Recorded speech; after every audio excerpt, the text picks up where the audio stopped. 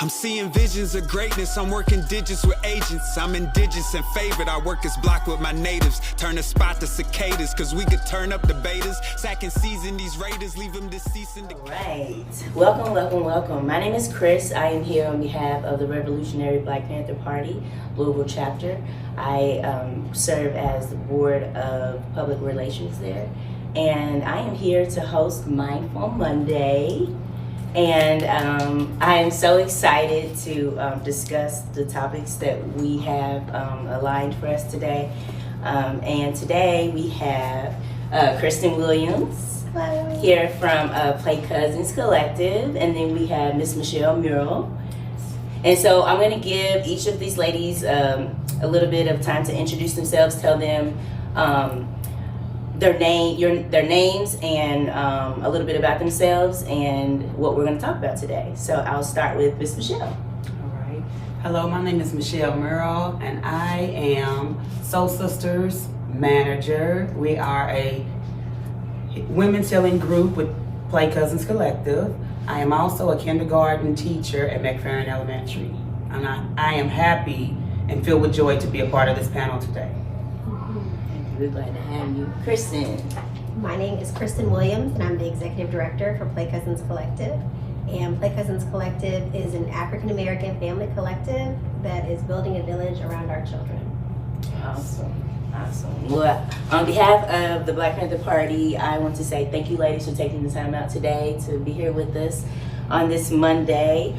So today's topic that we came up with to discuss with the community and you ladies is what barriers do you all think that overcoming barriers to healthy living in our community? Okay. What I personally want to know is like what first pops off in your mind, like before, not too like technical, but just after hearing that, like what are the first things that pop up on your mind when you hear that? I think of systems that are in place that we don't necessarily see that impact our health. And a lot of times when we look at health, we think that it's like personal choices. And we put a lot of blame on ourselves, and we don't even recognize the systems that are in place that make it difficult for us to eat healthy, or if you don't even think about the systems, you can think about the generational things. Absolutely. When my gallbladder, I found out that I had to get my gallbladder taken out, and then later on I found out my mother had hers taken out, and so I wish I would have known that, Right. But there's so much things about health, there's so many things about health that you don't even see that impact you. And so that brings a good point. You said you wish you would have known that. I wish that we would have more conversations within our immediate families about, health conditions that certain individuals may have battled with, because I think personally, healthcare, a lot of it can be proactive. You know what I'm saying? It's like, we're in January, right? So cold and flu season, we know that it's coming up. I go to Health Daddy Wow, shout out to Frank Stoner, and I load up on whatever it is I need for me and Sage because I know that cold and flu season is coming up. So it's like, if you can have those conversations and know, like, okay, I had an uncle or a dad or whoever that may have suffered from any type of cardiovascular diseases, then you can start taking your herbs and your supplements to strengthen your heart and your cardiovascular system. Yeah, so Ms. Michelle, what are some things that come to your mind first off? First off, I want to say money, transportation is a barrier, learned behavior, and unhealthy food choices. I would say maybe not like tradition, but things that have been passed down from our families that we may not have been able to shake or, be able to stop that. Some of the things that we need to be educated on health-wise. Yeah, let's talk about that a little bit. Let's dissect that a little bit, because anybody that follows me on Facebook knows that I can be a little bit of a tyrant when it comes to you know, the choices that our community makes. I tell my family all the time, we're no longer enslaved. You know, you're free. Right. You can make better choices. We don't have slops anymore. You know, so it's like if you know better, then you do better. You know, and I understand that we have those traditions. So, you know, New Year's Day, New Year's Eve, we have those black eyed peas and green traditions. But instead of putting a fat back in it, put chicken broth. You know, use a bouillon instead of, you know, a piece of pork. You know, each its own, but educate yourself. That's all I'm saying. Yeah. I think that we normalize a lot of unhealthy behaviors, and I think so. That's what we talk a lot about at Play Cousins: is what is a healthy behavior that is an ancestral method of healing and resilience, or what is trauma response that we've passed down in order to survive. You know, and so if you've given me the worst parts of the pig, and I have to make this into something that tastes delicious, yes, because our people are so ingenuitive, we're gonna do that. Absolutely. Right. But now that I have the choice, how can I take the knowledge that our people are ingenuitive and like so we're so wonderful and great, and not like shame our ancestors or shame myself, but to know that I now can use that same ingenuity to put a spin on something else. So maybe I'm not using the pig, but I'm using greens. Like let's use that same creativity when it comes to like living healthy, because we have that opportunity. I actually had a chance to take some notes too. So some barriers that came to mind for me were, of course, economics, healthcare, just because I see the difference in, you know, insurance policies and plans and who gets what and who gets served, and, you know, and as you had said, of course, education and knowledge. But I think that once we acknowledge, well, not acknowledge, but once we find the barriers, then what's the next step? You know, it's on the next step. Okay. I think that built environment piece is really heavy too, because I think about, so like even just, I think West Louisville is beautiful, right? But am I intentional about getting out into the parks, or am I hitting the concrete every single day and surrounding myself with something that doesn't make me feel good? You know, I think that we have to be intentional about rebuilding our environment that makes us feel healthy. You know, Michelle in Soul Sisters, she's gotten us out on walks. We've walked Shawnee. You know, but I mean, I want you to share a little bit about how do you do that? Well, all the things I know that we've talked about, like you said, when you know better, you do better. I believe all the things that we've talked about can be overcome through education, unlearning, and relearning, for a fact. Getting outdoors, becoming more familiar with using our own resources that we have here. A lot of the things don't cost money that we can take advantage of. A lot of the free workshops and classes that the community centers are offering, that I'm always sharing, there's something for us all. We just really have to put ourselves out there to learn that. Yeah, some of the simple changes that I think that could be made, for me, I thought of, if you just wake up as soon as you put 10 toes down, you have say to yourself, no excuses today. No excuses, and everything it's easy to become very overwhelmed on this topic because I'm really passionate about it, which is why I'm hosting this.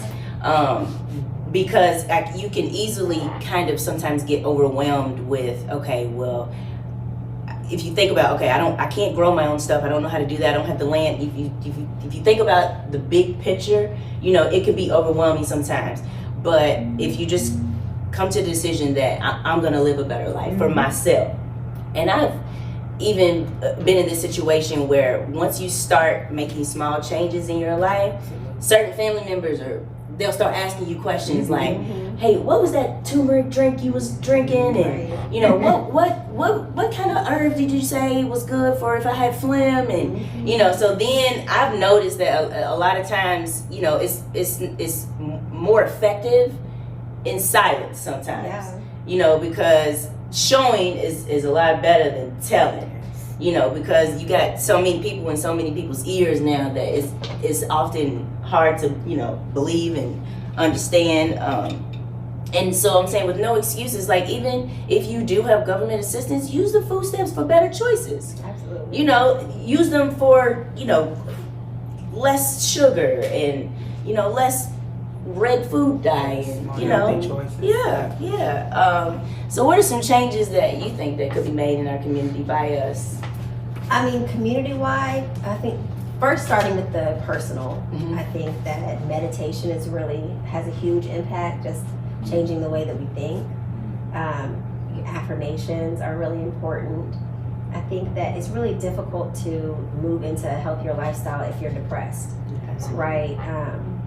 And so making the space that you're, like, just your bedroom, if you can make a peaceful space in your bedroom, somewhere that you can meditate and think about, you know, how you even feel. And once I can feel my body, because I mean, that's a whole thing in itself, is just being able to feel my body. Being present and Right. thinking about the now and how you feel and how are you breathing, how is your skin feeling, you know, because your body is going to tell you if something is wrong, you know.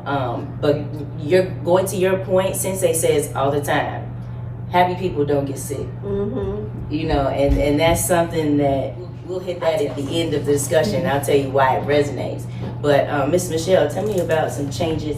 Did you finish? I'm sorry. No, I mean, that I think we can go back and forth. Okay, Yeah. because I know you was talking about you didn't get a chance to go in the community. Well, I mean, just starting with self meditation, and then once I can feel my body, I can feel if I feel sick, or, you know, there are things even today, you know, where it's like I have a pain here. I know that I'm looking at my laptop too often because, you know, so just feeling your body and seeing what needs attention, Right. and then being able to brainstorm on what herbs do I need, who in my community can speak to this pain.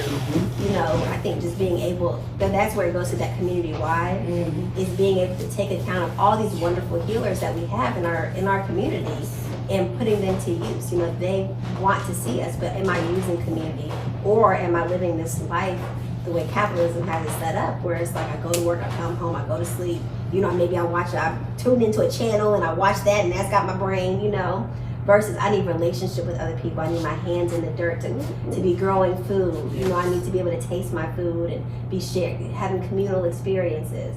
There's these different types of lifestyles that, yeah, if you can start with a little something, the river all leads into the same ocean, right? Yeah, that's really interesting that you said that. Because two things came to mind. You know what my grandmother calls a television show? She calls it a program. Oh, yes. Right? Mm-hmm. So when we watch it, we're being programmed.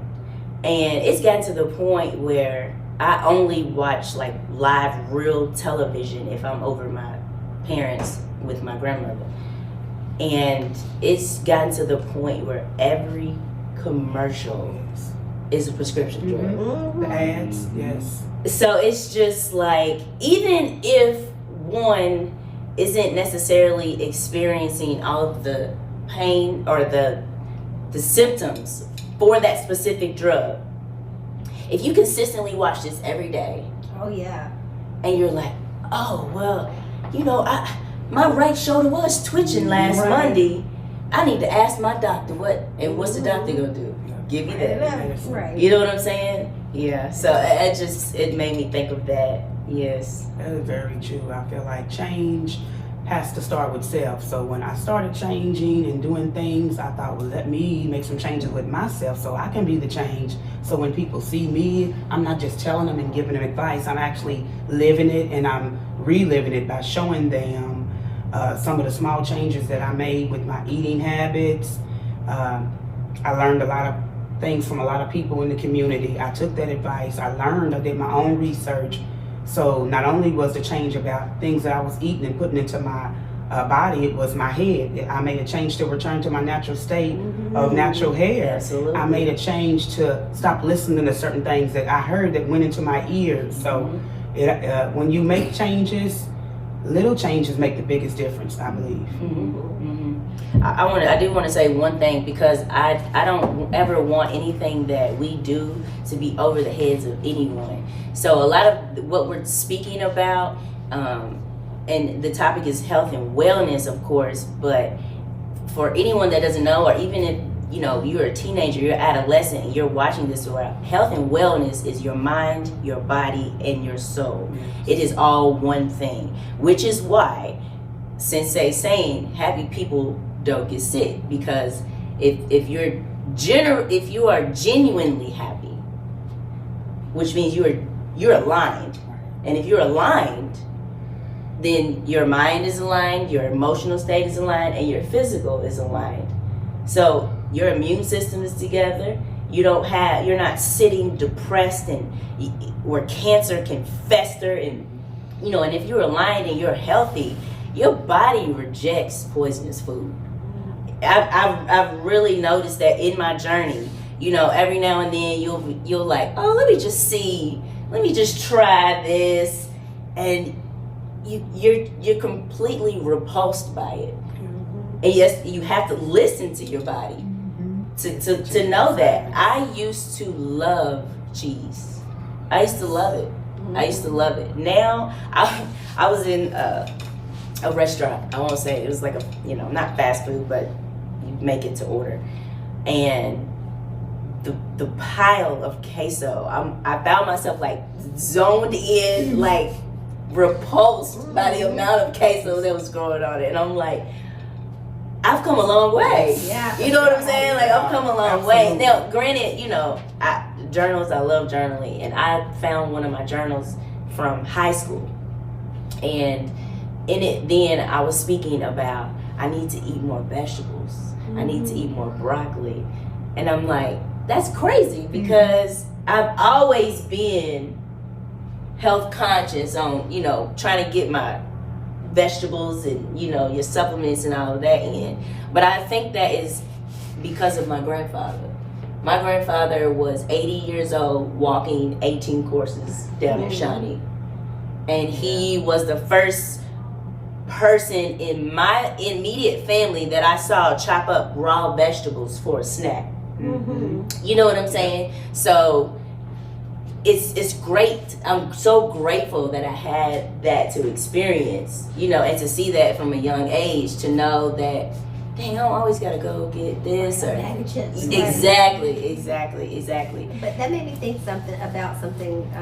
The food system, the way that most people's relationship to food is very similar to drug culture. Absolutely. So I wake up in the morning, I drink coffee to get me motivated to do this or that, or I'm getting a little snackish, or and I'm gonna go get this thing that triggers in my brain, different chemicals. I'm gonna get that sweet, salty combination, and then eventually from this type of eating, I'm gonna need medicine, right? And so how do we shift out of? It's just like I'm from my need to immediate gratification. Right? Instead of me figuring out how to do yoga, I'm gonna just take a pill, and I'm hungry right now, and instead of me making a salad, I'm just gonna grab this bag, and so it's more difficult. And I do think it's important to recognize that the choices that we make are based off the choices we have. And so it gets back into that clearing space and thinking about, how am I building my life up? Am I accepting the program and the system that's put out here for the masses? Or am I going to burn some stuff away and then build something new? I love that. Yes. Something else for some of the changes that can be made is, the internet times that we live in. If you do enough research, like, the answers are there. We all know of encyclopedias. Those are of the past. Right. But we've got YouTube, you've got Google. Like, there is so many different tools that can be used if you are in a situation where you feel like you are starting to think differently than those around you, and you don't know where to start. Also, when you said the changes, it's like, I know it's small things, baby steps. So instead of taking the elevator for 2 flights, I'm gonna take the steps. Or instead of parking at the closest parking spot, I'm gonna park back here. As long as you're in the lit area. But yes, so reprogramming the mind and small steps and changes. What spiritual practice do you use for better mental health and clarity? Go ahead, Michelle. Something that I started to do, I would say a lot of changes brought on different practices when I started to focus on myself more. So I went within, you know, because I wanted to be that change. So some of the practices that I've learned is mindful breathing, nature, getting myself back in nature has been one of the biggest things that I didn't even know. I started walking, doing local walks. Those local walks turned into marathons. What? And I thought, yes, you all have That's completed awesome. over 13 milers What? and about 10 miles over the years. That is a dope accomplishment. From doing thank you so much. I just thought I'd walk, and then I just kept challenging myself over the years. And so nature, I put myself out in nature before I really started making changes, and then the changes came. And I didn't even know I was out in nature. I was really benefiting from the sun. I was benefiting from grounding sometimes, sun gazing. So some of those spiritual practices are sun gazing, mindful breathing, putting myself out into nature, listen to healing music that has different vibrations and frequencies. So I have actually gone into those a little more. So just honoring my ancestors is a big practice that I've learned to do. So those things have evolved into other things that I'm very grateful for. So do you, is this something that you put into your everyday routine? It is. It evolved. Right. One step, you know, I felt like I was just outside. I was just I'm just exercising, I'm walking, meeting up, starting walking groups, but it turned into something greater than I ever thought. I mean, it's amazing. Do you have any future aspirations as far as any other marathons or any other outdoor adventures? I do, because I have stopped walking marathons mainly because of my knee. So I thought, you know, and I got down on myself and I thought, I don't have anything to prove. You know, I'm my biggest, you know, fan. So I'm in competition with nobody. I did things that I never thought I would do. So I have started walking groups over the years.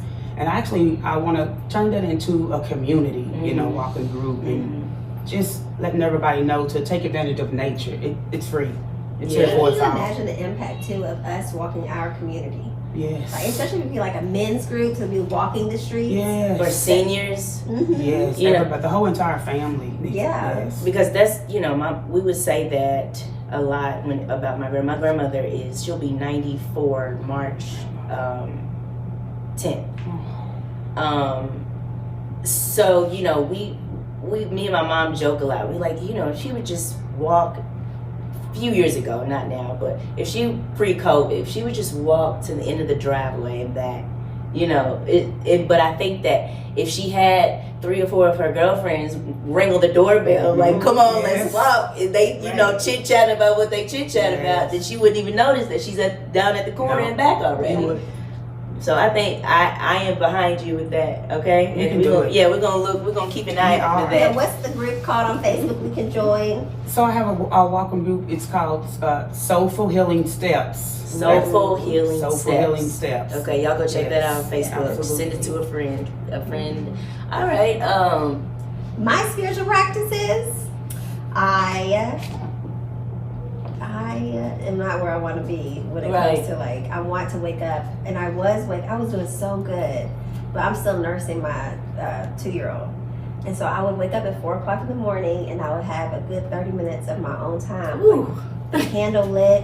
And in Soul Sisters, we made this box, and it had you painted the box, and inside of it, I had all my, like, crystals, and she talked to us about color therapy, and so I would put different candles in there for the energy that I was trying to manifest, and, you know, it was powerful to have that time alone. And so as soon I was waking up at 4, like, pretty frequently, and my son, I guess, felt it in his body, me getting out the bed. And so now I'm waking up at 4, and he's, like, opening the door, like, right behind me, like, no, me too. So I don't know yet. I haven't been able to get over that hump, unfortunately. But there are other things too that I do. I do a lot. I know when I'm out of whack, I know what to do. Right. And that's a huge, just to have that bag, you know, is really helpful. And so I see a therapist sometimes I go to church. Sometimes I listen to gospel music. Sometimes I'm listening to the the sound bowls. I love the Tibetan sound bowls. Get me together. But I know how to tap into peace. That's right. And there was this, when I gave birth to my first son, I did hypno babies. And a part of hypno babies is hypnotizing yourself. And so when you feel the waves of pressure come through, you are able to snap your fingers, and all of a sudden you're in peace, you know, and you are under control, and you're like, it's just weird. It's like you're in another place, you know, and you can see your body, you know, that kind of, I'm up here and I'm watching myself, astral projecting.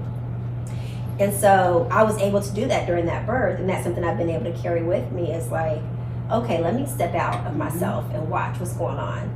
And that, I mean, when we talk about a lesson for the youth, that's so important, because we want to react. And like we said, that immediate reaction is so easy. But what we have to do is see this as like a simulation, where it's like, I'm in a game. Absolutely. I'm walking through the game. Okay, here comes so-and-so trying to test me. My first thought is I could punch him in the mouth, but is that going to get me to the next part of this game? Right. You need to learn to respond. Right. How do I want to respond? Is, you know, I got these 2 choices, or maybe 3. You know, there's so many different things that we can do with our life if we're able to take a step out and analyze things without feeling that immediate. And that's a part of white supremacy culture too. And that's why it's like, you got to be here at 8 o'clock in the morning and work till 5 o'clock p.m. every day. You know, I'm gonna give you 2 days to rest, because there's a sense of urgency that comes with white supremacy culture. That's not black folks. That's not indigenous folks. You know, we're all in like the earth's time, and we see time as continual. You know, they want you to believe it's like this one. You start here, you end there, and I'm in control. And if you do something wrong, you know, all this fear. Yeah. And that fear will kill you. Absolutely. And that you know, it's going over into our next point, but I know like the time thing, it really can like trigger my anxiety. You know, like if I have a flight to catch, I'm there like very early.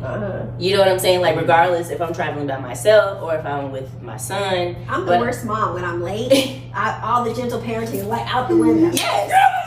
It's like, no, that's not right. You know, and I was talking to a friend about that. You know, I was like, I need to get a hold of myself, because I feel like I'm always rushing Sage. And if I'm always rushing him, then what is that creating with him? Right. You know, like it's always a sense of urgency. So, you know, I'm like, okay, well, what do I need to do? I need to go to bed earlier so that I can wake up earlier, so that I can do everything I need to do to be in a calm space for us to walk out of the door and not be rushing him, you know, because he's not going to move like I'm moving, you know, you know.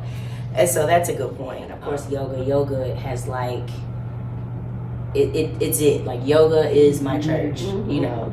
I did my first yoga class when I was at the University of Louisville in like 2006 at the YMCA. It was an elective, and I was like, oh, I love this. You know? Have you seen Yin yoga? Yin. It's like this deep stretching yoga. I just heard about it. I need. That's what I want to do. It's like you don't have to do a whole bunch of different moves. Like, we're gonna hit child pose for 3 minutes. Like, let me in. That's what I'm ready to do. Yeah. I absolutely love yoga. Shout out to Crystal Hawkins. That is my yoga instructor for Booty Yoga. It's amazing. Yes. BUTI. Yeah. Oh, I love that. Yes. I love that. But in Soul Sisters, we're gonna do the BOOTI. Yes, we We're are. doing the sacral. Yes. What do we shake your chakras? Shake your chakras. Oh, I need to be there for that. Yes, Okay. I'm ready. Okay. That's awesome. Okay, our next question. Can you share your experiences about becoming more conscious and aware of your spiritual and mental health? Who wants to go first? I'll take it. Okay. I would say, again, when I began to heal myself and to learn about myself more and who I was and what makes me react the way I do, and some of the things that are in my DNA, some of my family history, I began to make those changes within myself. I began to take my power back, if I can say that, you know, and use that for motivation. Just as a personal thing that I went to, I just really had to get a grip and go within myself, really concentrate, focus, give myself more self-love. The more I loved on myself, the more I learned to stop getting down on myself more, you know. And the shadow work. Yes, and that's exactly what I didn't really intend it, you know, to do that. I know my intuition is strong and my intuition is real, you know, and I respect that. So I'm off. I had a little brain. Let me know if you come back to it. But I think that for me, I always say, and I don't mean to go too deep, but the topics are what they are. Yeah. So I've said before that I'm not afraid of hell because I have experienced it in my mind here on earth. And that is when you have reached a low point to where you have exalted everything. And that's when spirit, God, the divine, whoever you believe in, life has knocked you down and you have nothing left.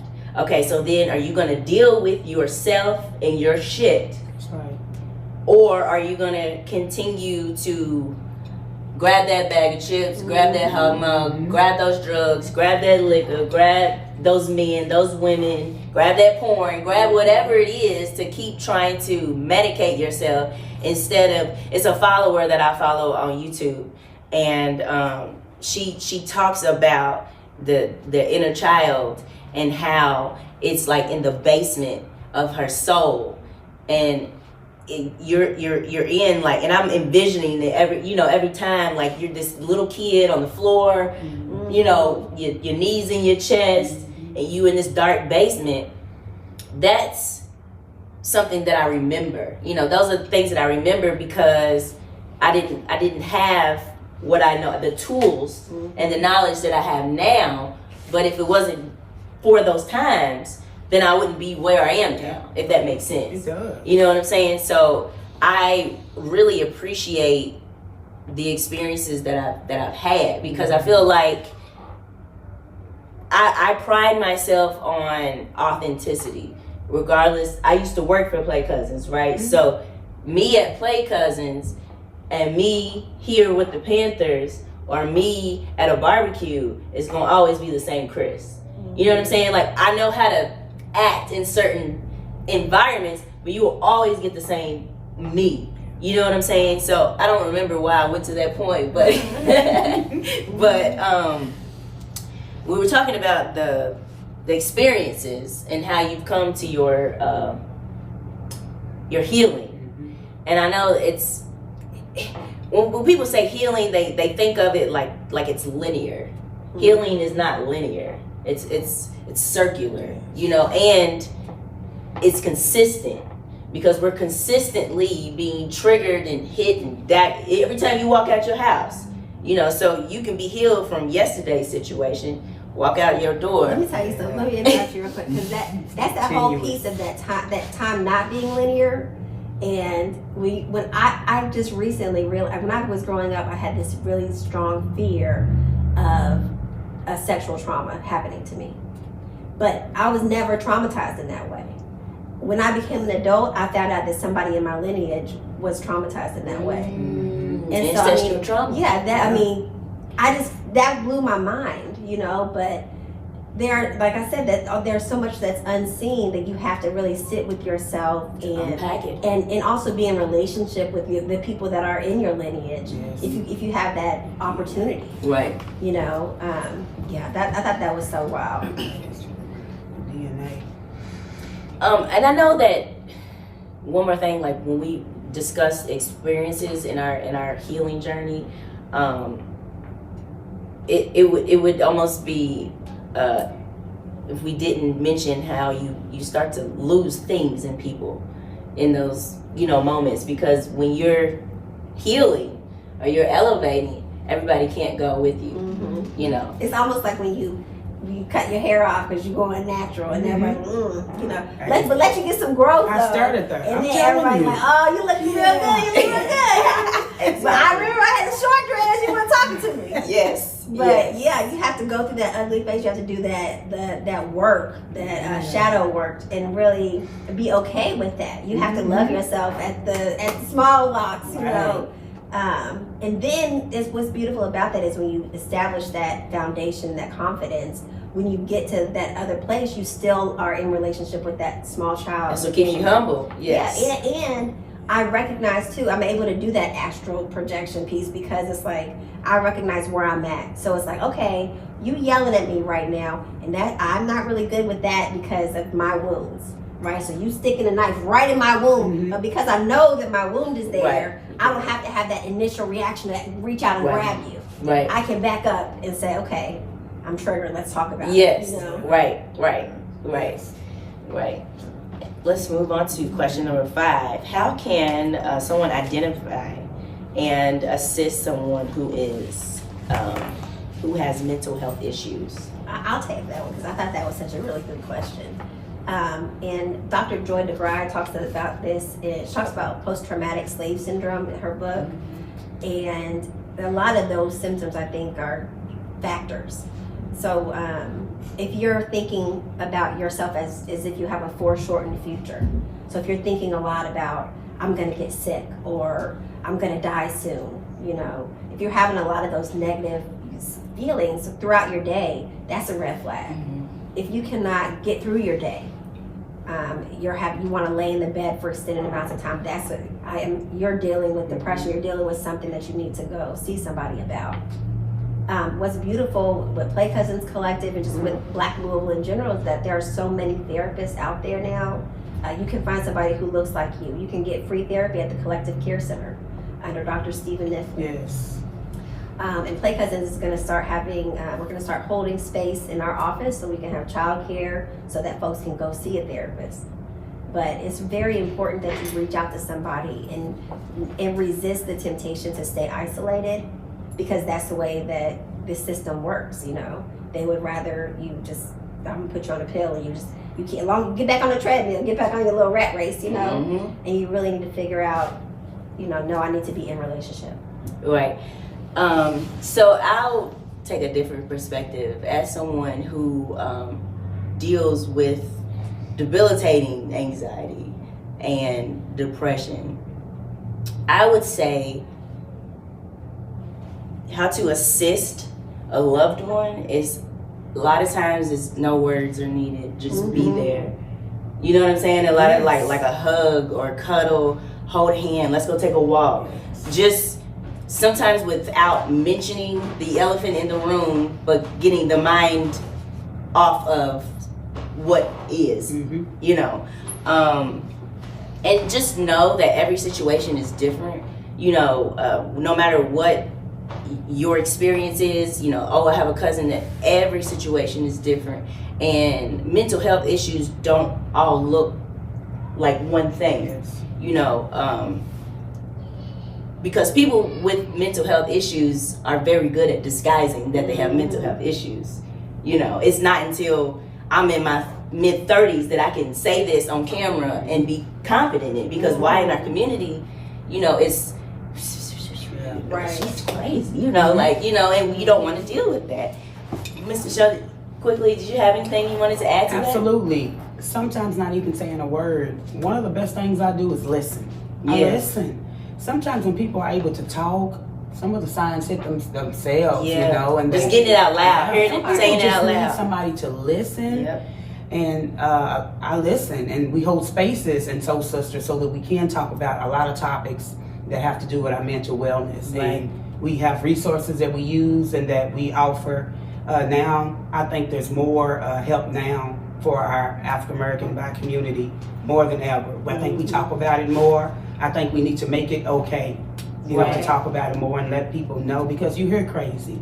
And mental issues can be so many more things. It's a spectrum. It's a spectrum. It's a spectrum. Miss Michelle, tell the community where they can find Soul Sisters and Play Cousins. Let the community know what your Facebook pages are, where you're located, any of the resources. So where can we find Soul Sisters? You can find Soul Sisters on Facebook. You can follow Play Cousins Collective, of course, and that will lead you to Soul Sisters. It is a private group, but we are welcoming all women to our group. To share that There space is with a. us. Do you guys still have Brother Healing Yeah, Brother? Brother. Okay, yeah, we don't leave the fellas out. We don't leave Yeah, the they're going fellas to go out. to Dalen Art Gallery to do a meet and greet. So, Oh, okay, if you'd like to fellas. join Brother Healing Brother, please join. Yes, all right. Well, I have really enjoyed this. I appreciate you all's time and your input and your opinions and your experiences. And I can't wait for the community to see. Thank you so much. Thank y'all. Peace. Peace. I'm seeing visions of greatness. I'm working digits with agents. I'm indigenous and favored. I work as block with my natives. Turn the spot to cicadas, cause we could turn up the betas. Sack and season these raiders, leave them deceased in Decatur. Never see